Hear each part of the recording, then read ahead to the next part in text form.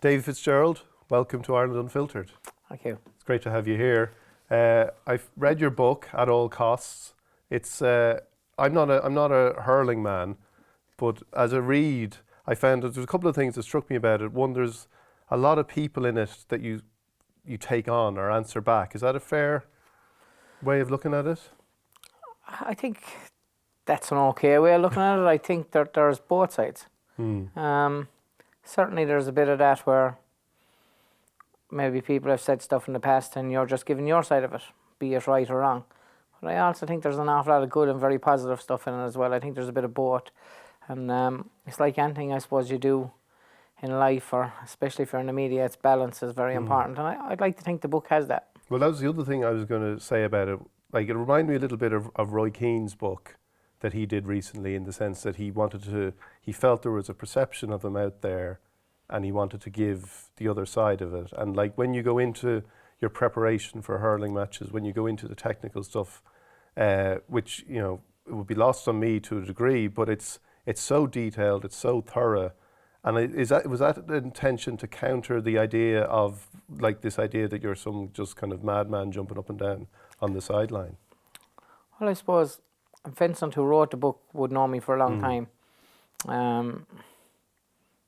And he had a better idea of exactly what I'm like. I suppose the players that I've managed would have a better idea. Whereas the public would get to see you for probably 3 minutes of a 75-minute game going mad on RTE, you know. So I can't blame them from the way they think. But I think the book gives a better understanding. I'd like to think it does, of the person that's there. Are my views always right? No. But I think it's very important to have an opinion, to give another side. And there's been times where I've just ignored stuff and let it off, you know. Doing the book, when you say your opinion isn't always right, did you come to look at it in the whole, if you like? Because there's a line in the book where it says, you say, my judgment isn't always the best when I'm hurting.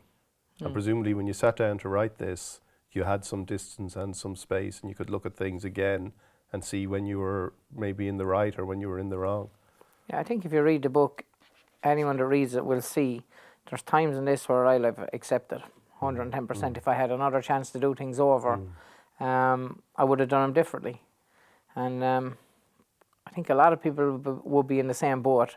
There's none of us perfect. I certainly aren't. And you know, always giving a bit of time, a bit of space, and a bit of reflection. And sometimes it takes a while for that reflection to come back 110% of where you think it should be. And certainly in doing this, we took our time doing it. And it's something that myself and Vincent were conscious about, is let's just not rush this thing and get it done and get it out of the way. Let's try and deal with a lot of aspects that I've come across in the last 12 or 13 years, you know. And it's a story of your time in management. That's the period it covers. So there's been lots to deal with. Yeah,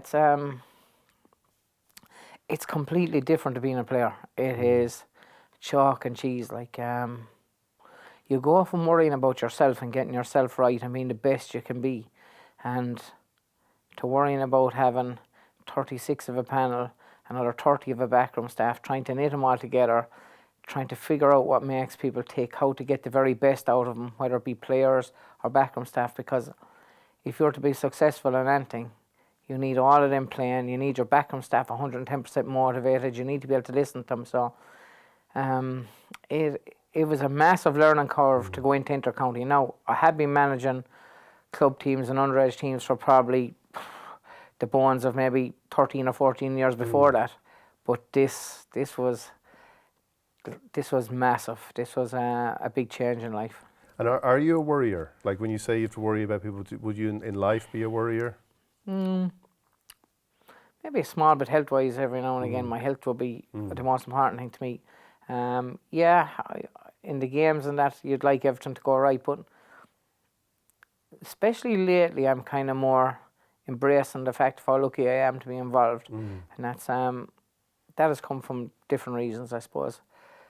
Getting to visit different people that haven't been well has really had an impact on me over the last few years, and made me realise a small bit more about life, you know. But you say, like, is that something that's part of this process as well? Because there's a line in the book which I was sort of touched by when you say you talk about your playing days and you say, I look back on that now as such a simpler time, far simpler than my life seems to have become today. Like, do you look back, do you think like that about, like, wonder how it got so complicated? Like, it's complicated in a good way. Like, I don't mind that. I like to be able to, like, it was just me I had to worry about before going out playing for Clare, my dream. And listen, now I was so lucky to fulfill that, but that was getting yourself ready. That was doing the things that would make you better in, as being part of a team to be able to perform. But now it's a lot more complicated because you have 36 guys to figure out, and you have the backroom staff, and like, I have to go in positive. I have to make sure that they're in a good place, and there's so many different aspects. Like, it's, if a player isn't happy, for example, if there's stuff going outside hurling or stuff like that, there is a chance he won't perform well. So you're looking for everything to make sure, okay, are my players okay? Are they happy? Then I have to make sure, okay, what gets them going? What works for them? Is it an arm around the shoulder? There's a little kick in the backside. There's so many different characteristics you have to look for. Complicated, yeah, but I enjoy it. I don't mind that. But do you come into it, because, like, there's a line in the book where you say people, there's certain types in the dressing room who are poison, and that would seem to be a lot of the time the way you're looking to root out the bad fellas as quickly as you can, which takes a certain toll on you. It's the percentage of that is very small, actually, right? Of you will get a few poisonous guys. The poisonous guys are the ones that think about themselves and why aren't I playing, and this is wrong and we shouldn't be playing this way or that way. And if you have one or two of them in any team or any sport, you're not going to achieve. Because if you have a bunch of lads willing to buy into any system, give 110%, it necessarily mightn't be the best tactics under the sun. But if they are all together and united in their belief, you have a chance. But if you have 3 or 4 apples in that are totally detracting from everything you're trying to do, you have no chance of winning. And to me, that's selfish, because, okay, you're not affecting the manager. That's grand. I'm one person. But you're actually pulling down your teammates. I can't figure that out for me to life me. But does it have to be, when you're the manager, that what you see as best for the team is also going to be your opinion on what's best for the team? So you're going to antagonize people along the way, perhaps? Yeah, it's funny though, but I would often have a few people I'm close to, and I'd run stuff off them as well.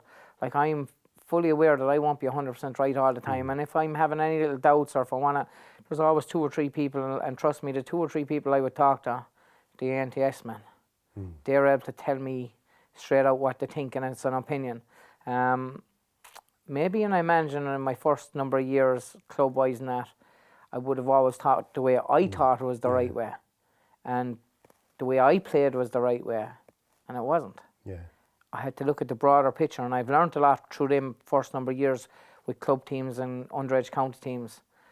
Now, and it's not about my way of playing, it's about the way that suits the team. I remember getting a bit of stick in Clare. We played a lot of sharp ball and running into space and stuff like that, and whereas I remember after we won the Ireland, some Clare people want to see us go back hitting the long ball. For me, I don't mind playing the long ball, but you have to play with the tools you're given. The tools I was given were guys that love running into space, that are fast, that have great hands, and that can score on the run. And you have to use them tools. So I try and figure out that as best as I can. Talk to me about Clare. Are you happier with that episode of your life out of the way? Because reading the book, it seems like, God, I don't know if I'd want to live in Clare at all. Like, I know you say you'll live there and you'll die there and you love Clare, but like, from your point of view, it seemed like a place where every time you went, you felt there were people talking behind your back, saying things. No, I wouldn't put it that way. I think there was a minority, and you know yourself, often a minority can make a lot of noise. So there was 90% of Clare supporters are unreal. Did the minority make things tough for me? 100%. Was it organised with a few of them? 100%. They think they knew what was the best thing for Clare. I don't think they did. I think what they did, in my view, was to hinder what we were trying to do. It's like what you're saying about them 1 or 2, if you have them inside in your panel. It's also the same if you have a few of them outside. and they're saying we should be doing this and we should be doing this and he should go, then that doubt starts to creep in. But it was annoying, but the more I look back on it now, you know what, and I probably have a different take on it over the last number of months as them people are irrelevant. It bothered me at the time because Clare have only won 4 All-Irelands in 130 years and 4 National Leagues. We won an All-Ireland and a National League. We should have been just delighted, and let's see if we can do another one. Let's see. And it's funny, I felt the team itself in 2016 was just coming back to themselves. You win an All-Ireland with a bunch of 20 or 21-year-olds, and you'll find it's hard to believe. To cope with success often is tough enough, and you'll say, why that? Because you're being pulled here, there and every place. You're now elevated to the top. You're right up there. And at 20, 21 years of age, that's a lot to deal with.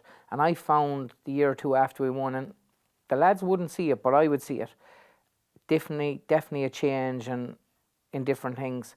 And it's funny, I just felt coming to 16 that they were nearly back to themselves, you know. But you say, you know, you don't think much of it. Do you think you'd spent too much time thinking about those people outside the camp? Because like you say in the book, you found out the identity of people on forums and stuff like that. Yeah. Like you're going to quite extreme lengths there to track people down.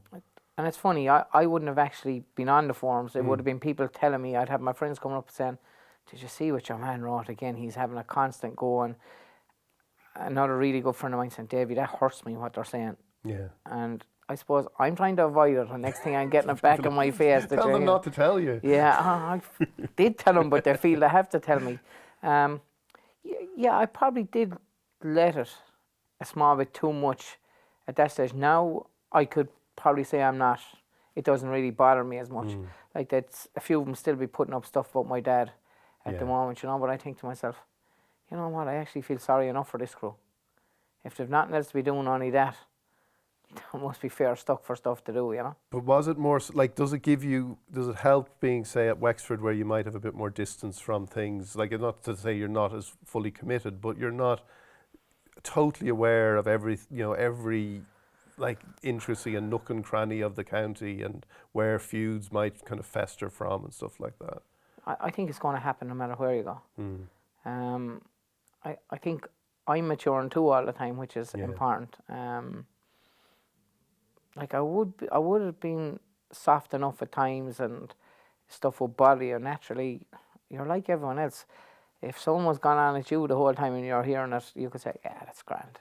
Yeah. It still kind of bothers you a small bit, no matter what. So we're all human, but we all retain the negative stuff more than the positive stuff. I find, or lots of people do. They do. I try to myself when stuff be happening like that. Believe it or not, to look at the positive stuff. But as I've said to you, the thing that comes back to me more and why I'm better at to deal with it now is when I look at people that are ill. And I mean this 100% because it's a big thing that I have visited a lot of people that are ill and I'm seeing them, like, that's something really to worry about. Some Joe saw up talking about you and putting it up on social media. Not as much anymore. Yeah. Not as much. That's not, like, if that's the biggest problem I got to deal with, I'll get over it. And does your own, when you're visiting those people, your own health problems, is that part of it too? Because you say, again, you talk about your fear of death now, everyone has it, but like, how much more extreme is that because of what you've been through? Yeah, I have been through a good bit, right? I've had 2 heart blockages. I had my first one in mid-30s. Yeah. Second one mid-40s. But it's funny, like Mam's brothers, like 3 of them died pretty young, right? So there's heart disease in our family. Her dad died pretty young. And it's funny, like, you could let that get into your head a lot, like where you're saying is, like, could this happen to me? Like, could it just go bang and it's over? And I rarely let that happen to me. I try my best. I have this mindset in my head to say, okay, you're going to live your 90 or plus. And I try and convince myself of that, you know, because otherwise if I dwelt in it too much, I'd be so worried about getting up in the morning, and that doesn't happen to me too much. I'm feeling good. I've worked with a guy in Wexford that has helped me nutrition-wise and helped me get back on track. So I do, and if you're feeling good, you know what? That's half the battle, because I have gone through the other side where you haven't been feeling so good. Having your health and being able to get up and being able to do the simple things, I think we take that for granted a small bit, and it's something I've come to appreciate over the last few years a small bit more. To be able to walk around and do stuff, and sometimes we make problems that aren't actually problems, you know that? But does it put things in proportion or around like hurling and stuff like that, or does it actually make you want each moment to be as valuable as it can be? So you, in some ways, you're more focused on it, if you know what I mean. Yeah. Naturally, you want it to be the best it can be.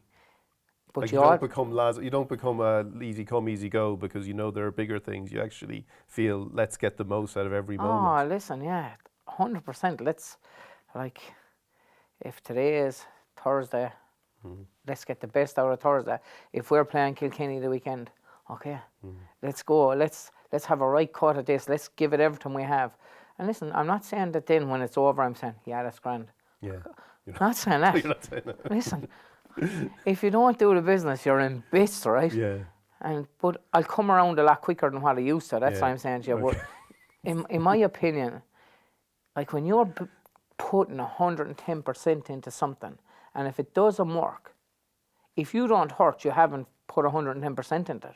And I say this to the players as well.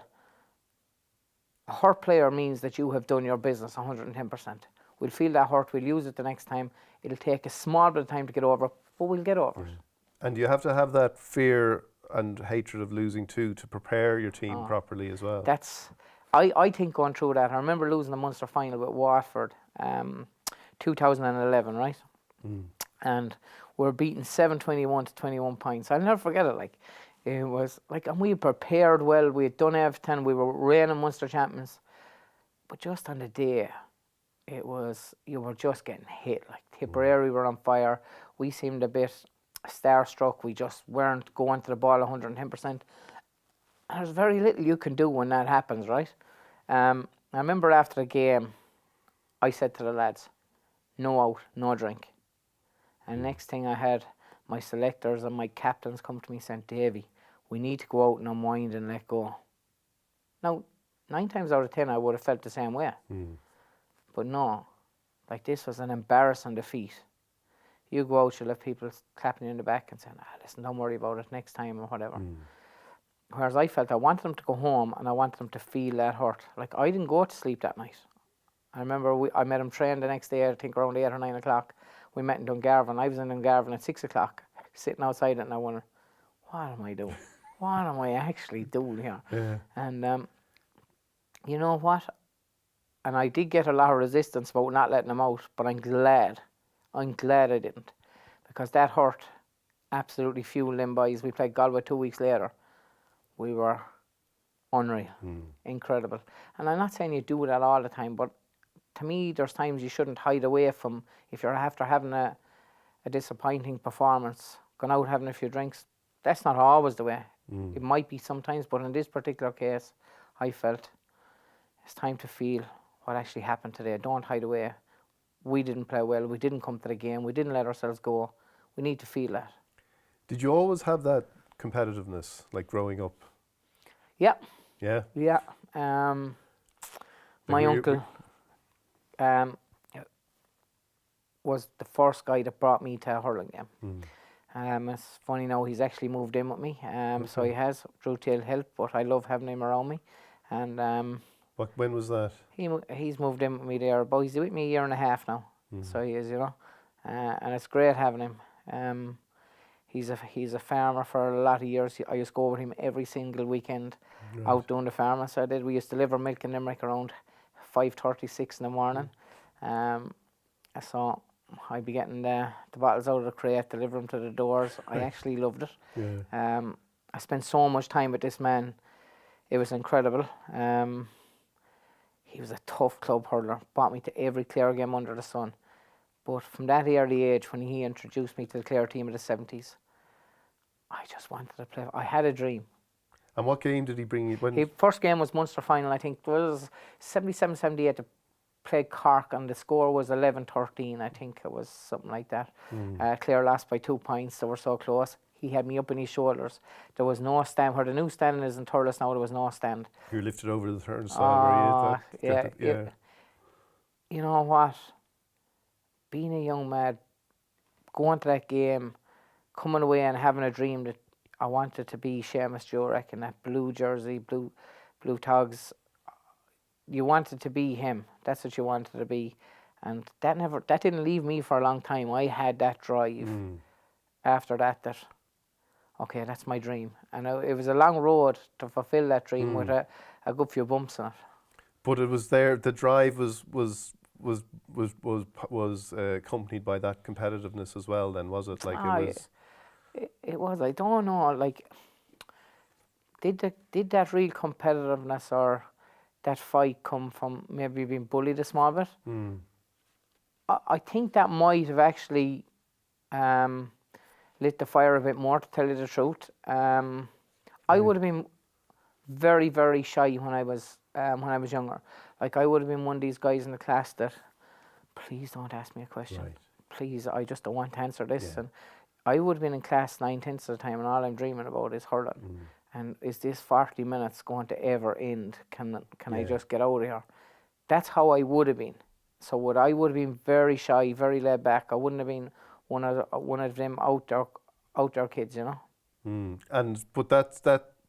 Like you talk about there's through the book there's a talk, you say things about the sense of unfairness was overwhelming. Like, and you mentioned being bullied there. Like, did all that feed into you feeling like a bit of an outsider?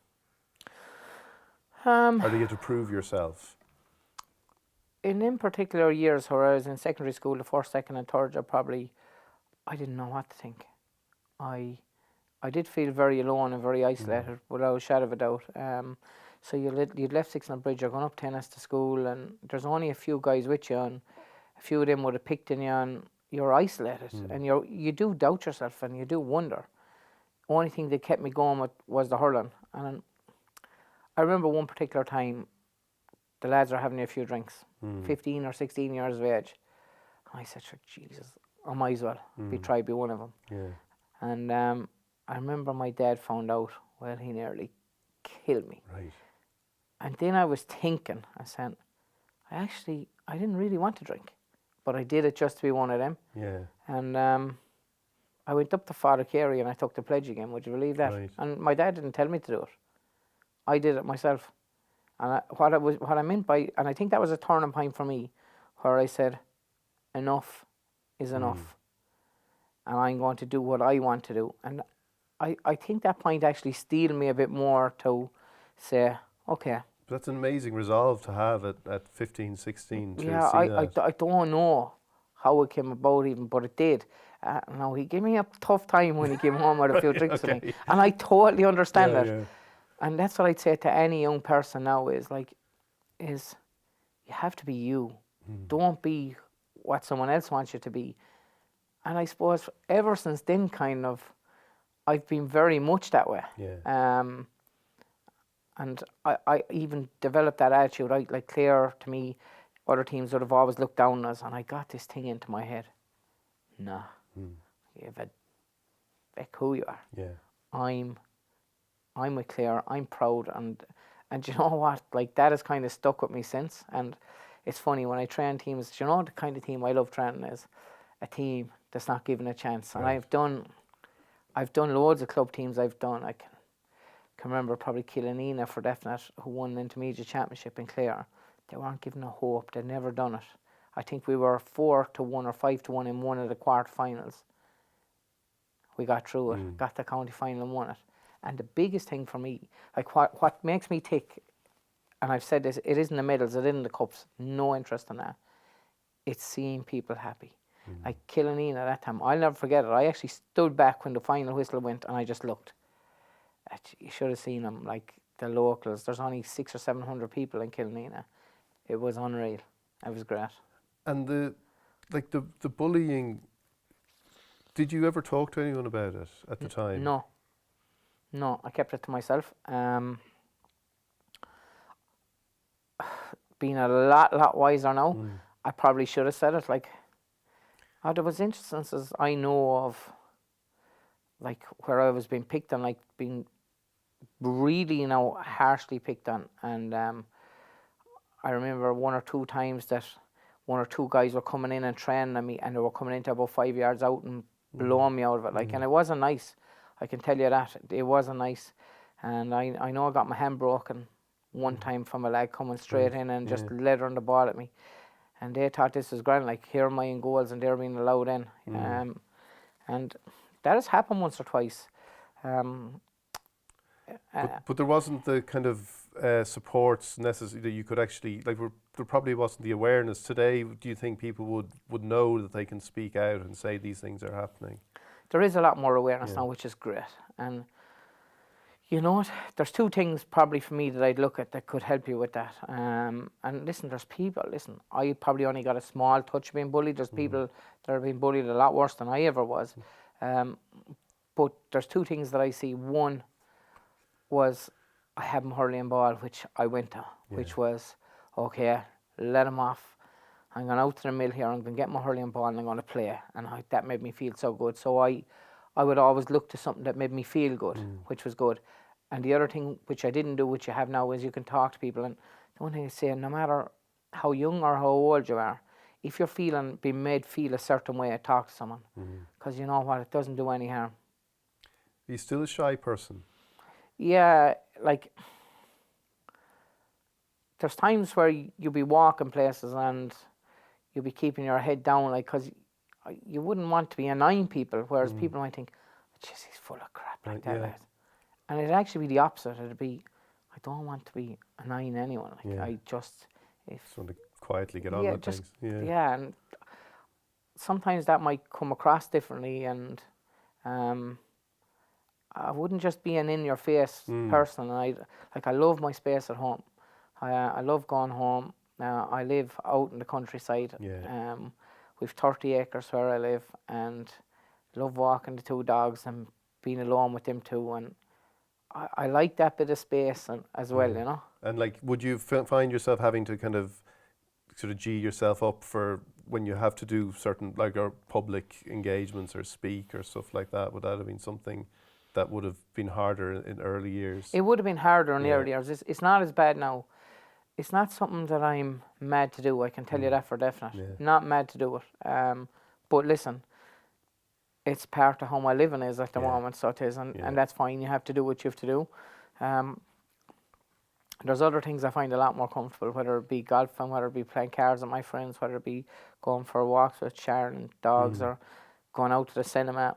There's a lot of other stuff I really like too, you know, that I would prefer than being in the public.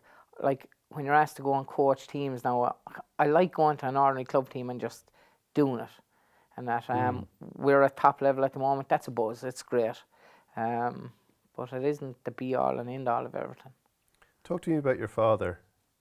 Like, it's an amazing relationship you've had, like, through everything. Like, what are your, like, how do you first remember him kind of being with you around hurling and things like that? Was it a thing you talked about a lot as a kid? He'd always been very supportive. He's a very straight up man. Like, there's no in between with Pat. He's what he believes in and what he thinks in, he says to you. Now, there is times, right, when I was younger, I'd come home and I'd say, well, how do you think I played? And in fairness to him, 9 times out of 10 he said, yeah, you were grand, you were good. I know myself I was after making a howler, like, you know. And you know what? I respect him for that. He could have easily said, listen, you did this wrong. And I think sometimes too many parents will really try and drum into their kid, you should be doing this, you should be doing that. Competitive parenting. Yeah. And you know what? He wasn't like that? No. There's a time and there's a place for a bit of that. And every now and again he'd come and give me a bit of that. But in general, no. But you know what? I knew myself. Yeah. You kind of know yourself. And you think he knew that you knew? Because you'll hear that. It's a lot of sports people you'll talk to. They'll talk about their fathers being very critical when they were growing up. But did he see that you were already... He knew that I think I hadn't a bad knowledge of the game from younger. Like, deep down you knew. You might try and fool yourself, but you knew what the story was. But he was great. He was straight out. He's been involved in the GA for years and years. Like, as a player, it was great having him as secretary. As a manager, not as great having him as secretary. What was the difference? Like, listen, I remember Ger Loughnane, like, and Dad just get on unreal. Right. Loughnane could play him like Anton and get whatever he wanted out of him, right? That was never going to happen. I reckon, and I 100% say this, like in Clare GA, I'd say certain people thought when the two Fitzes when they're in their Asher, Davy's going to get what he wants and he'll do it. It was actually the complete opposite. It's like kids who have their dad as a teacher, was it? Oh, like I felt that he wanted to show everything's going to be straight. He'll get the same as anyone else got. Yeah.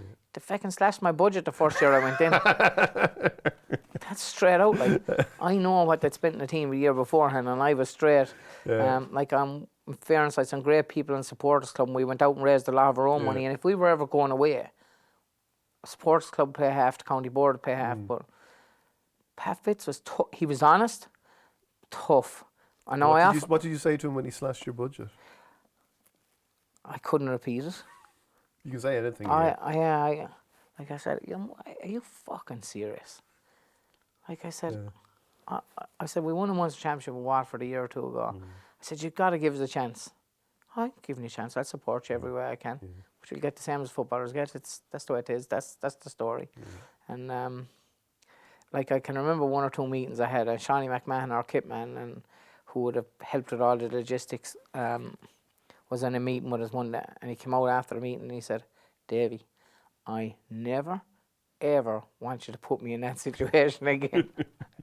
It would have been tough, but I always knew at the end of the day he'd have my back. Right. But there was times like, there was that example of Shawnee, then there was other times when me and Dad wouldn't talk for weeks, like, so I'd have to ring Louis, my queen, and say, would you ring Pat and get X, Y, and Z?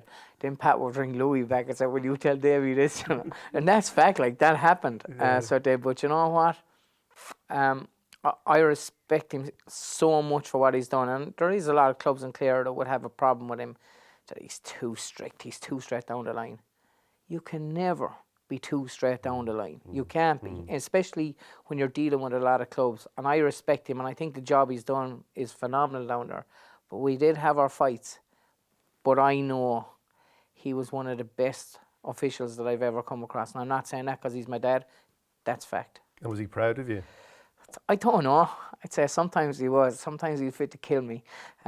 So he was. But he was proud of you as a player? I'd like to think so. You asked me the best moment of my career. It's when we won the Munster final. My dad came up and lifted me afterwards, and I could see the tears in his eyes. That's my number one moment in sport, and that's to do with my dad. Like, to me, your family is everything. Like my mum, Helen, they rarely get a mention. They're unbelievable supportive. Like, you know, my mum is tough as teak. Like, she's really, she came from a sporting background. All her family would have played football in a big way out in Limerick. So I have Limerick connections. We play cards every Thursday night. We fight like anything playing the cards, but I love it. Helen is the same. Like, Helen would go to every game, always be on the end of the phone. And like, your family is your family. I don't care whatever else in life. Your family is your family, and you never forget that. And like, was your father was competitive? Yeah. I don't know if he was as... My dad would have been wild enough, I'd say, when he was younger, right? But he got into the GA and he actually threw himself 110% into it. Like, and I mean, I'd say my mum has never been taken away from her holiday. No, I don't know if my dad has actually taken a holiday. He doesn't believe in it. Like, he's up every morning at 6, 7 o'clock. Will not get home till 7 or 8. I suppose that's why they're still happily married all these years later, because he's gone so much, you know. What age is he now? Dad is in his 70s, so he is. But he's in the gym every morning. Like, he'll be in the gym 5 mornings out of 7, so he will, you know. You touched on him there. Talk to me a bit about Ger Loughnane. Yeah. Like, you say, Ger is Ger. Expect nothing from him and you won't be disappointed. But you say that in a passage that's quite complimentary to him. Yeah, listen. When he recommended you for the Wexford job, wasn't it? Yeah, I often wonder why he did that. There might be two sides to that story. What he did for Clare was incredible. Very few would have been able to come in and do it. Now, in fairness, Lynn Gaynor was in before him and he did an incredible job, but Ger had this air of confidence and he knew exactly what he was doing. Like, the style he managed in, you wouldn't manage now. That wouldn't be the way now. So it wouldn't. He would have been very, very aggressive in his management. And it worked for us. We needed that. Yeah. We needed that. We needed that type of a boss. He was that boss. He was that leader, so he was. I don't know if anyone else would have been able to do what he did, but he did it, and it's something I'll never forget him for. Without a shadow of a doubt. Since then, he's gone to the media side of things. And that's what I'm saying. Like, don't expect that, and you won't get too hurt in, or you won't get too bothered. Like, he'll cut you one day, and cut you to ribbons. Next day, you can meet him in the street afterwards, I swear, nothing's after happening, he'll stick out the hand, and how's it going, Davy, and this. It's just fair enough, like, you know, that's grand. My thing in Clare was, we should never cut each other. That was a thing I'd like to have seen. Doesn't always happen, so it doesn't, but in point and Jerry's, you'll never forget this guy because he was a big standout figure and he was a massive part of us being successful. But I won't be waiting for any claps on the back for him, that's for sure. And did you see the sketches that Conor Moore did with you and Ger? Like, you're now entwined in the public consciousness forever together. Yeah, listen, if it makes people laugh, how bad? I just don't want to see it. But if people get a laugh out of it, right, and are happy, fucking how bad? I don't mind that. You didn't see them? No, I don't. I try and avoid all that stuff I told you if I can, all right? And that's good fun, though. It happened to me one time we were doing this talk. I can't remember where it was. This lad came up taking me off beside me. Right. And you have to sit there for 10 or 15 minutes. And am I really like that? Oh, God. You mentioned it there that you feel, you know, when Clare people should, like you always feel Clare people should be looking out for Clare people.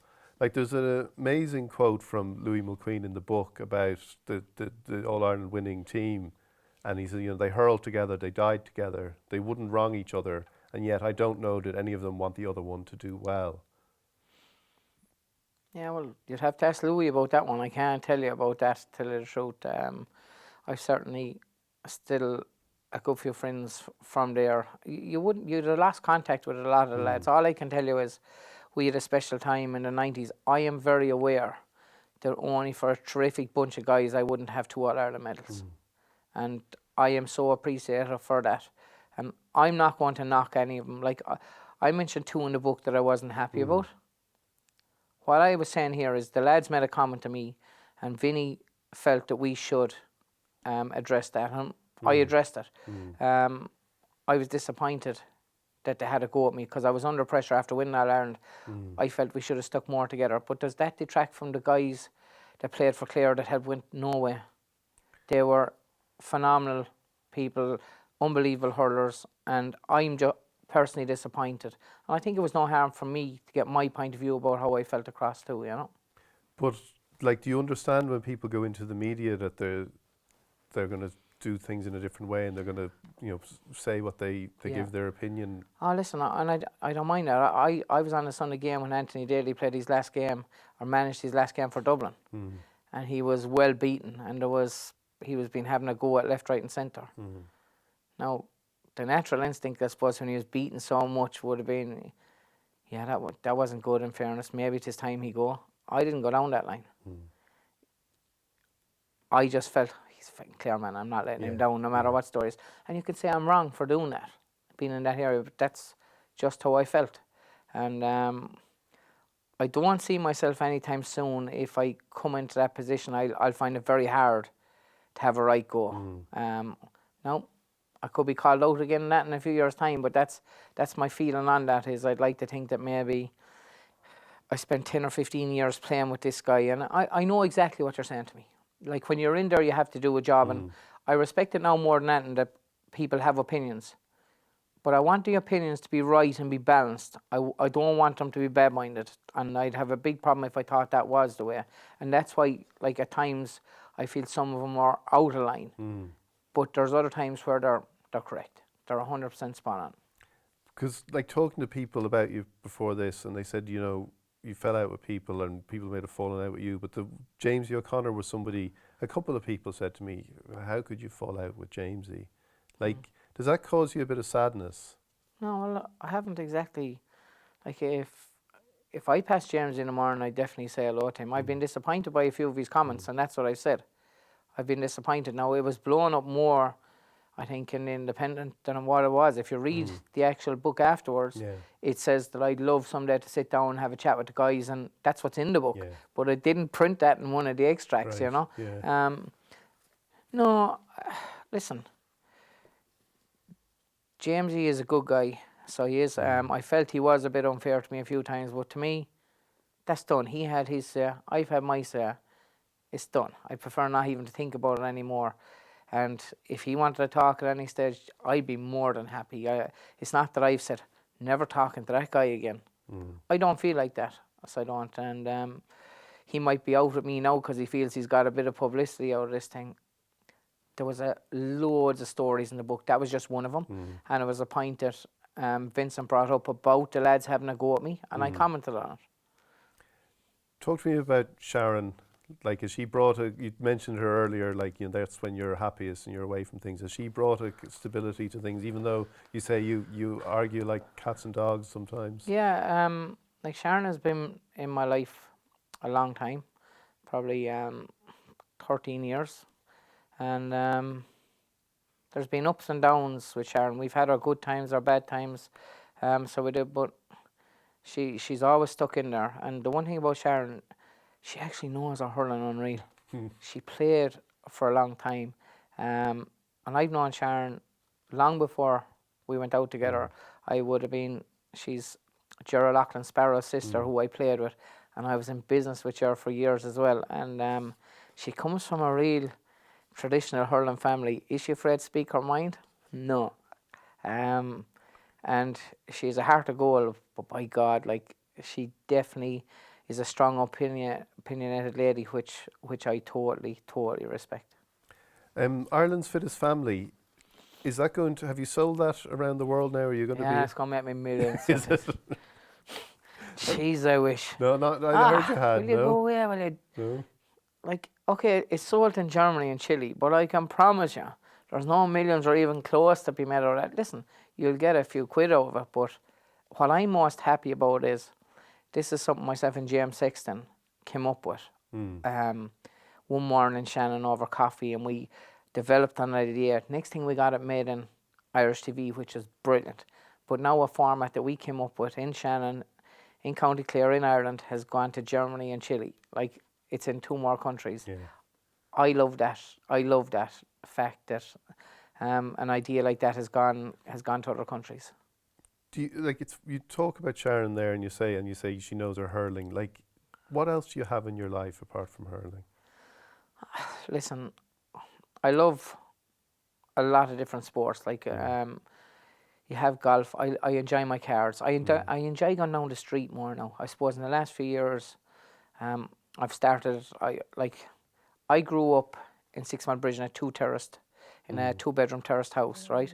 And down the road from us was a pub called the Greyhound Bar that Mike and Irene Gleeson owned it, and I suppose Jack and Ruth, their children I'd have been very friendly with, but now Jack runs it, so he does. God rest Irene and Mike, and I used to go down to Irene and Mike every Thursday night with my mum and play cards up till they died, and it was unreal crack. Now I enjoy going down there every Monday night. We play cards as a group of about, there'll be at from 8 to 12 of us playing cards on Monday night, and it could go on so cuddle closing time, and it's great crack. Really enjoy that. Love going for walks. We do that quite a lot. Play the golf. We go to the cinema a good bit. We'd eat out a bit. That's the simple stuff I really enjoy doing. Yeah. And I think that's very important that you have that as part of your life as well. But as I said earlier, like, I don't think there's always bits and pieces in your life you could be better at, and I know that.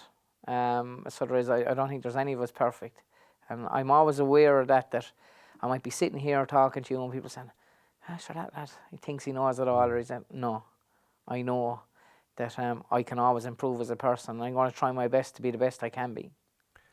What do you think of the demands on inter-county players today? Like, is it getting too much? It's a lot. I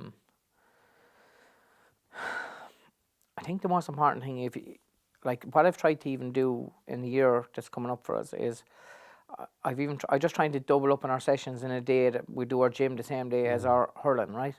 So I can give them, make sure they get a day or two more off to themselves, because you know what? The more I think about it, a bit of time to themselves and doing their own thing will stop them overthinking and will mean, they'll be better when they come back to me. And I find that I think that will be a good initiative on our part to try and give them a bit more, just a bit more space to breathe. And if they can breathe, I think that they will play better. Has it got definitely more professional, as you could say? It has. Listen, we're training probably not far off what professionals would do, you know, without a shadow of a doubt. So that's why it is important to give them a bit of space. And what the other thing I was going to ask you about just is the recent spate of kind of video clips of GAA, fights at club matches and stuff like that. Is it something that needs to be really clamped down on? Yeah, you don't like seeing that, right? But I think that's been there for a long time. Like, I think even go back 30, 40 years ago, there'd be fights breaking out as well. Like, it's something you don't like, right? It's something we got to be careful of. Let's just make sure that let's not get carried away and have stupid brawls that we don't need. If there's a small bit of argy-bargy on the pitch, and we'll get over it. Let's not take it out further than that, you know. I wouldn't like to see that. But you think with players, getting fitter and getting stronger, like they are becoming, they're becoming more sort of lethal in these fights. That they're going to be big fellas throwing punches. You see people being hit with sucker punches and stuff like that. It doesn't look. It's not a good image. It's not, but we might be fitter now and a bit leaner. But I'll tell you, I have a feeling there was lads, if you said that 30 or 40 years ago, longer, they'll be able to throw a few punches too. Let's not blow it out of all proportion either, right? I don't like it. It has a much place in our game, but I think it's been there a long, long time as well. But I don't want it to overshadow what the thing is about and the spirit of this is about. And all we need to do is get perspective of this game. Yeah. It's an unreal game, whether it be hurling, football, any sport. I love it, but it's sport. At the end of the day, it's not worth hurting anyone. Like, we look at that young man that went to the Liverpool game, and like and that happened so simple. Yeah.